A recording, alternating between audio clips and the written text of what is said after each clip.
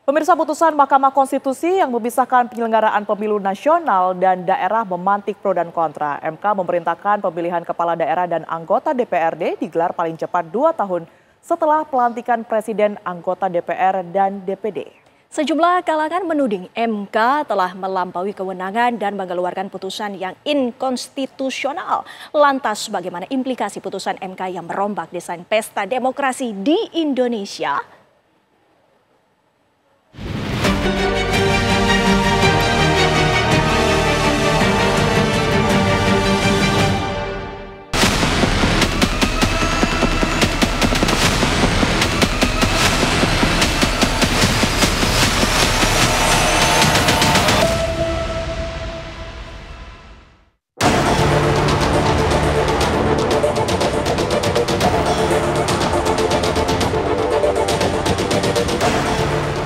Pemilu 2029 tidak lagi digelar serentak.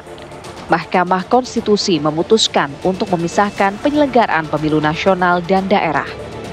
Format pemilu serentak yang dilaksanakan di Indonesia selama ini memang menyisakan berbagai persoalan fundamental. Meski tingkat partisipasi pemilih meningkat, tapi kualitas demokrasi di tanah air nyatanya tak ikut terkerek. Kita tidak sedang bertarung gagasan tentang langsung dan tidak langsung.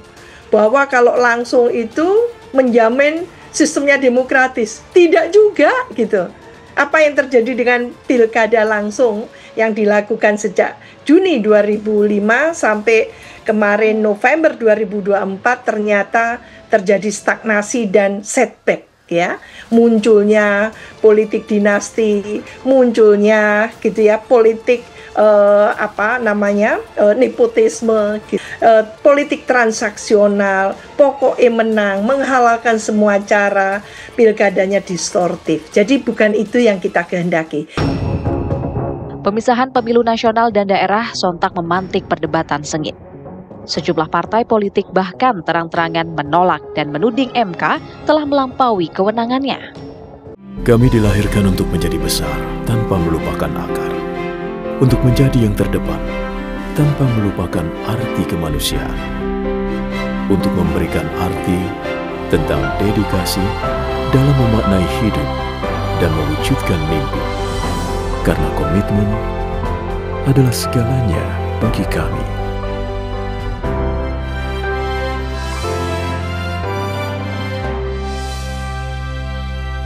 Pemisahan skema pemilihan Presiden, DPR RI, DPD RI dengan Kepala Daerah dan DPRD adalah melanggar Undang-Undang Dasar Negara Republik Indonesia 1945 dan karenanya putusan MK tidak mempunyai kekuatan mengikat dan merupakan putusan inkonstitusional.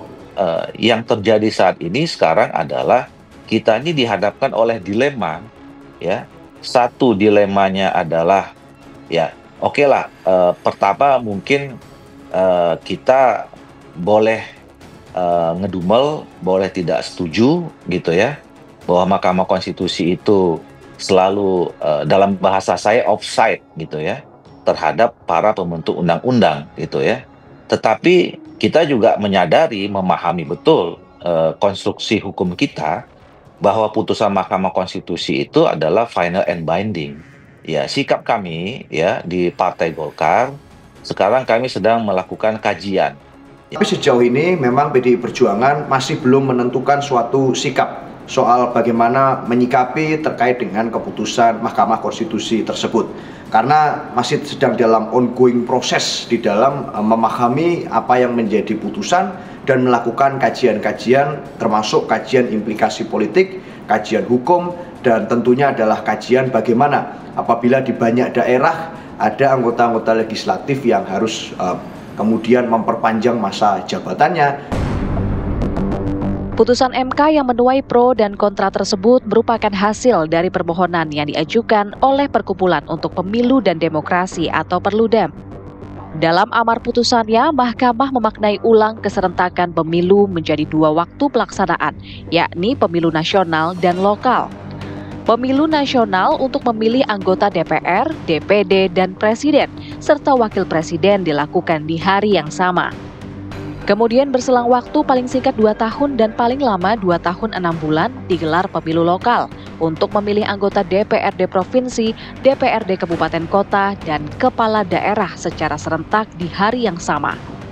MK berdalih pemilu serentak nasional dan daerah telah menyebabkan penumpukan beban kerja di luar batas wajar pada penyelenggara pemilu dan tumbuh suburnya politik transaksional. Selain itu, banyaknya kandidat memusingkan pemilih hingga pada akhirnya mendegradasi kualitas pemilu itu sendiri. Lantas, mengapa ada tafsir bahwa MK telah melanggar konstitusi? Bukankah putusan MK bersifat final dan mengikat? Putusan MK itu final dan mengikat semua pihak. Nah sekarang kalau menurut saya ya, tinggal pemerintah mau memilih yang mana. Karena ada 2 putusan MK yang berbeda, ya kan? Putusan MK 2 yang berbeda tentang ini.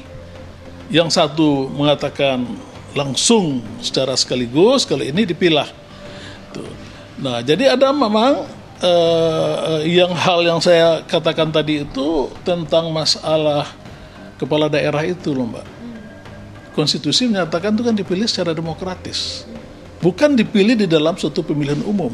Artinya, prinsip demokratis, kalimat demokratis itu sudah diubah. Jadi, MK dalam hal ini adalah mengubah konstitusi. Jauh sekali dari 5 tahun menjadi lebih dari 5 tahun, 2 tahun, 2 tahun lebih. Nah ini dari aspek norma konstitusinya keliru menurut saya, juga dari aspek hal-hal yang berkaitan dengan birokrasi pemerintahan daerah ya, sehingga ini membutuhkan misalnya katakanlah kalau kepala daerah, apakah kepala daerah ini menambah sampai 2 tahun lebih jabatannya, sementara 2 tahun lebih itu sendiri tidak melalui pemilu, kemudian DPRD juga tambah lebih dari tidak melalui pemilu. Nah, ini menurut saya sebuah akrobatik keputusan akrobatik yang melanggar konstitusi. Kini bola panas pembenahan sistem pemilu berada di tangan pemerintah dan DPR. Sebagaimana amanat MK, pemerintah dan parlemen harus segera membahas revisi Undang-Undang Pemilu dan Undang-Undang Pilkada, serta regulasi lain yang berkaitan seperti Undang-Undang Pemerintahan Daerah dan Undang-Undang Partai Politik. Putusan MK itu kan sifatnya mengikat. Nah, kalau putusan MK mengikat, maka sampai kapanpun dia mengikat. Kita sudah ada putusan Mahkamah Konstitusi yang memerintahkan pemilu serentak. Kalau saya berpikir karena dua-duanya putusan Mahkamah Konstitusi, silakan nanti pemerintah sama DPR berembuk bersama, pilih salah satu.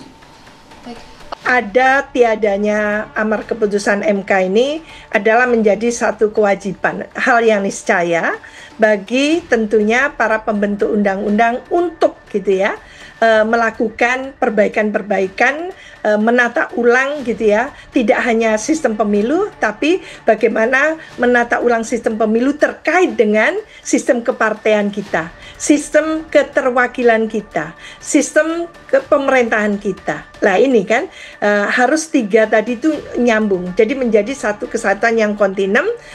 Paket undang-undang politik dibenahi bersamaan dengan tentunya gitu ya, bagaimana penyelenggaranya. Reformasi sistem pemilu menjadi mutlak di tengah nada sumbang kualitas demokrasi yang tak jua membaik.